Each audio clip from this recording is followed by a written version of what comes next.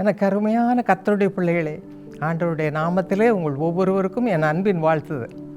இன்றைக்கும் கூட நாம் தியானிக்க போகிற வேத வசனம் எபேசியர் 3ஆம் அதிகாரம் 20ஆம் வசனம். வேத புஸ்தகம் வைத்திருக்கிறவர்கள் எடுத்துக்கொள்ளுங்கள், கவனமாக அதை வாசியுங்கள்.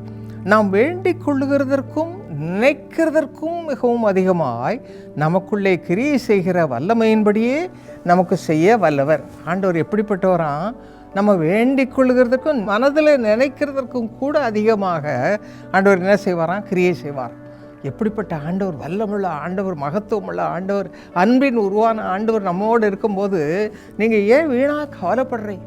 எவ்வளவு கவலை! டே அப்பா, பிள்ளைக்கு கல்யாணம் ஆகலை, குழந்தை இல்லை, வேலை இல்லை, பணம் இல்லை, எவ்வளவு இல்லாமை குறித்து கவலை, வியாதியினால் கவலை.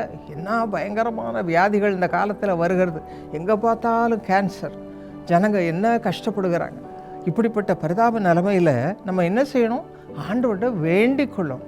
அவர் நினைக்கிறதற்கும் அதிகமாக கிரியை செய்கிறார் என்று சொல்லியிருக்கு. இப்போ மனசில் என்ன நினைக்கிறீங்களோ, ஆண்டவரே எனக்கு யாரும் இல்லையே, நான் அப்படி கஷ்டப்படுறேனே, இந்த கேன்சர் எத்தனை பாடுபடுகிறேனே, இந்த வியாதி எத்தனை பாடுபடுகிறேனே, படுக்கையிலே இருக்கிறேனே, இப்படியெல்லாம் கஷ்டப்படுகிற உங்களுக்கு ஆறுதல் செய்கிற தேவன், உங்களுடைய ஜெபத்தை கேட்கிற தேவன், உங்களை நினைக்கிற தேவன்.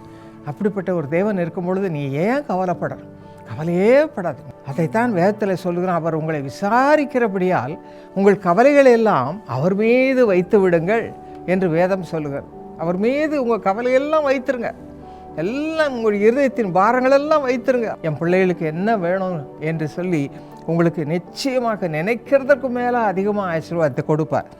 2 நாளாகவும் 16ஆம் அதிகாரம் 9ஆம் வசனத்தில் என்ன வாசிக்கிறோம்?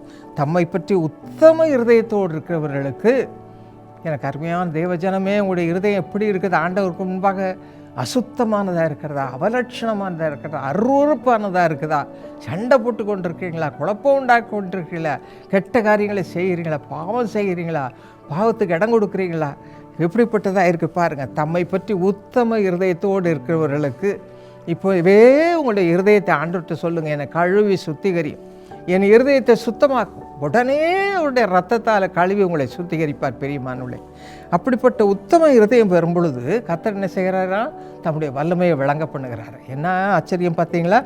ஆண்டவருடைய கண்கள் பூமி எங்கும் உலாவி கொண்டிருக்கிறதா இப்படிப்பட்டவர்களுக்கு உதவி செய்யும்படி. இன்னும் சங்கீதம் 62:11 என்ன வாசிக்கிறோம்? இப்படிப்பட்ட வல்லமை தேவனுடைய, தேவன் உங்களை பார்க்கிறவராயிருக்கிறார், காண்கிறவராயிருக்கிறார். ஆகவே உங்களுக்கு என்னது தேவை என்று அறிந்திருக்கிறார். அந்த வல்லமையை ஆண்டவர் கொடுக்க ஆயத்தமாக இருக்கிறார். கொலோசியர் 1ஆம் அதிகாரம் 11ஆம் வசனம் சொல்கிறது, சந்தோஷத்தோடு கூடிய எல்லா பொறுமையும் நீடிய சாந்தம் உண்டாவதற்கு மகிமையான அவருடைய வல்லமையின்படி எல்லா வல்லமையாலும் பலப்படுத்தப்படவும். இந்த பலன் நமக்கு வேணும் பிரியமானவர்களே, ஆண்டவருடைய பலன். இப்போ பாருங்கள், ஆண்டவர் எப்படி நம்மை ஆசீர்வதித்து நம்மை பலப்படுத்தி, இந்த உலகத்தில் எவ்வளோ பலவீனங்கள், எவ்வளோ சோர்வுகள், அதில் எல்லாம் நம்மை தூக்கி எடுத்து நிறுத்த வல்லவராக இருக்கிறார். ஆகவே நம்ம என்ன செய்வோம்? வேண்டிக்கொள்வதற்கும் நினைக்கிறதுக்கும் மிகவும் அதிகமாக கிரியை செய்கிற ஆண்டவரை இப்பொழுது நோக்கி பார்க்க போகும். உங்கள் எல்லார் தேவையும் அறிந்திருக்கிறார். நீங்கள் சொல்லுங்கள், அவர் இடத்துல சொல்லுங்கள், ஆண்டவரே இது வேணும், இந்த விதமான கஷ்டம் இருக்குது, இப்படிப்பட்ட சூழ்நிலை இருக்குது, பிரச்சனை இருக்குது, பிள்ளைகளால் பிரச்சனை, புருஷனால பிரச்சனை, மனைவியால் பிரச்சனை, குடும்பத்தாரால் பிரச்சனை, வேலை இல்லாதனால பிரச்சனை, குழந்தை இல்லாதனால பிரச்சனை. சொல்லுங்கள் ஆண்டவர்கிட்ட. இப்போது நல்ல உங்களுடைய இருதயத்தை ஊற்றுங்க பிரியமானவர்களே. கர்த்தர் இப்பொழுது உங்களுக்கு என்ன செய்வாரா? நீங்கள் வேண்டிக் கொள்வதற்கும் நினைக்கிறதுக்கும் அதிகமாக கிரியை செய்ய போகிறார். விசுவாசிக்கிறீங்களா? நம்ம ஜெபம் பண்ணுவோமா? பெற்றுக்கொள்ள போகிறோம்.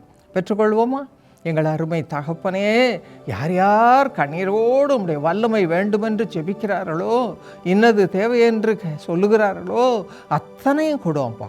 அத்தனையும் கொடுத்து உடைய பிள்ளைகளை ஆசீர்வதியும், நிரப்பும் ஆண்டவரே. உடைய வல்லமை இறங்கட்டும், உடைய வல்லமை இறங்கட்டும். ஒவ்வொருவருக்கும் அதனின் தேவையை, அவர்களுடைய தேவையை கொடுத்து உடைய பிள்ளைகளை வாழ்ந்திருக்கப்படும். ஆண்டவருக்கு நன்றி உள்ளவர்களாய், உமக்கு பிரியமானவர்களாய் வாழ அருள் தாரும். இயேசுவின் நாமத்தில் ஜெபிக்கிறோம் நல்ல பிதாவே, ஆமென். Praise the Lord. Jesus calls prayer tower.